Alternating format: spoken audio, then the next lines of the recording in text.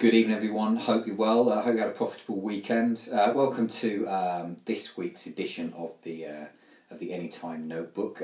Pretty productive week last week. Ryan Bowman scored for York at 11-4 as we put him up. Nice little header as well. If you caught that on the Football League show, kind of 1 out of 3. We had a non-runner, Adam Forshaw, had a calf strain, so didn't make the starting 11 for Brentford. If you were waiting on Elliot Richards for a nice, well-priced little double, it was a look-away moment now. Missed an absolute sitter at the far post. See if you can dig that out on the Football League show or YouTube or something like that. If you want to put yourself through that particular amount of pains. But on to this week. So 3 selections. 3 well-priced, I guess you might call them kind of midfield runners. We're going to start off with Brentford again for the second week running. So in Adam Forshaw's absence last week, Alan Judge made his debut in that Brentford midfield. A couple of shots on target. If you've kind of been in and around League One football or anywhere thereabouts over the last few years, and you'll know all about Alan Judge. Part of that really productive Notts County midfield a couple of years back with him and Jeff Hughes and Jamal Campbell-Rice, Francois Zoko, I think, kind of spearheading that midfield as well. Notts County side that went pretty well a couple of years ago. I think he moved to Blackburn. Things haven't quite worked out. Just a handful of appearances in competitions, but he's joined a side that we know. I'm not going to talk too much about, and we know that they're flying and they're scoring goals. So 5-1, Alan Judge. They're at Walsall this weekend, a place where Judge will be used to playing. And we might see kind of, I guess, old experience. Walsall's a tough place to go, so maybe some experienced heads there will do well. So we'll stick Alan Judge in as the first of our treble at 5-1. We'll stay in League One then. Colchester's turnaround in fortune. Welcome news for fans of Joe Dunn, of which I am one, and plenty of people know that I am one as well. I think lots of positives in their recent run, with just 1 defeat in the last 4. Including that comprehensive win at Gillingham last week, at home against Gillingham, on a pretty desperate pitch by all accounts. I saw the pictures and it didn't look too impressive. So a 3-0 win, something to be positive about there.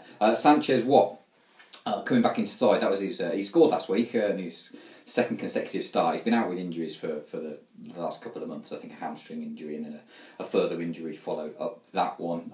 Like I said, open last week. Was a trainee at Arsenal. Has been in and around like loans all around the League One and League Two. Just he's a really good player. Just really needs a decent run in the side. I'm sure that he's going to start contributing some goals. That's the thoughts of Clinton Morrison anyway. And I don't think none of us would be where we are today if it wasn't for listening to the wise words of Clinton Morrison. So, Sanchez Watt to continue, to score 2 in 2. They're at Carlisle this weekend, who are not going too well off the back of 3 straight away defeats, but back at home, they've got a reasonable record at home. Probably going to need to address Ben Amos's departure to I think, back to his parent club, Manchester United, pretty soon.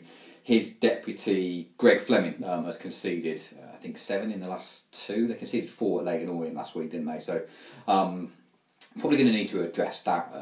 Colchester go there full of confidence, full of attacking intent, and we'll add Sanchez Watt at 7-2 to the treble. So 2 legs up. Final leg then, we're going to go down into League 2. Graham Alexander might have just saved his job, I think, over the last couple of games. 2 wins out of 2 for Fleetwood in 2014. Comprehensive win at Accrington a couple of weeks ago, and they followed that up with a 1-0 win at Dagenham last week. David Ball returned to fitness and form. I think we could look at that as a contributory factor to Fleetwood's recent good run. I think we shouldn't forget as well that Graham Alexander has switched from his 4-5-1, the old faithful 4-5-1, and stuck 2 up front, so playing a 4-4-2 now with John Parkin supporting Ball.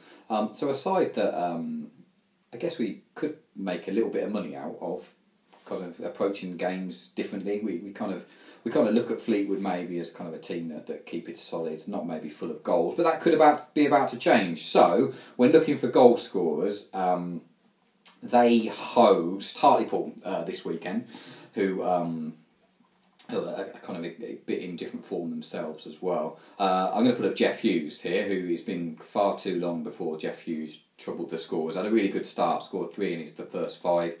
Scored the winner at Hartlepool in the reverse fixture as well. So that kind of, I like the little nods like that. Not put too much faith in him, but that's a good enough nod for me. Like I said, he's due one. He makes up I think a decent treble. He's going to go off around 5-1.